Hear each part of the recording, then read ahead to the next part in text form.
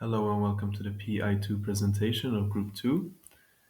To start off, we will present our FMEA, where we analyze the ways in which the lift might fail and the possible consequences of that. The main takeaway here is that after implementing the solutions, none of the RPN scores exceeded 125, and therefore they are not deemed as critical anymore. For our material selection, we decided to go with two materials, stainless steel 304 for the linear gear and the support pillars. This material has a quite high yield strength and stiffness, as you can see by the Young's modulus in the bottom left graph. The idea is that this will prevent plastic deformation and deflection of the pillars. And the entire platform assembly is made out of aluminium 6061T6, which also has quite a high yield strength, but is also a bit lighter, as you can see by the bottom right graph. And the idea is that the reduction in weight will put less stress on the support pillars. Regarding the primary manufacturing techniques, the platform will be achieved through rolling and bending, the linear gear will be forged, and the safety bars and pillars will be extruded.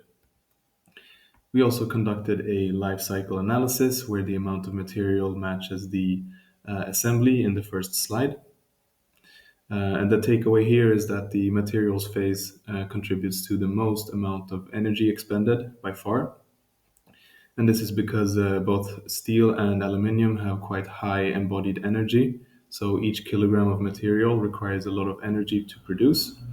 However, both steel and aluminium are quite easy to recycle, and thereby the end of life stage shows some potential to recover some of this energy.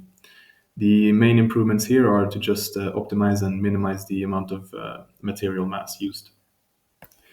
Then we tested the assembly as a whole, where the max stress was much lower due to the load being distributed over the several components. However, the total deflection was much higher, 18 millimeters. And the highest deflection is around the edge of the platform and also a bit on the pillars. So moving forwards, we will work on reinforcing these pillars and improving the stiffness of the platform in order to minimize this deflection. And finally, for our safety factors, we focused on the three main components, being the rack, the pillar, and the platform. And as can be seen, the provided safety factor from the FEA analysis are all higher than the calculated required safety factors. So in that regard, the components passed the test. Thank you for listening.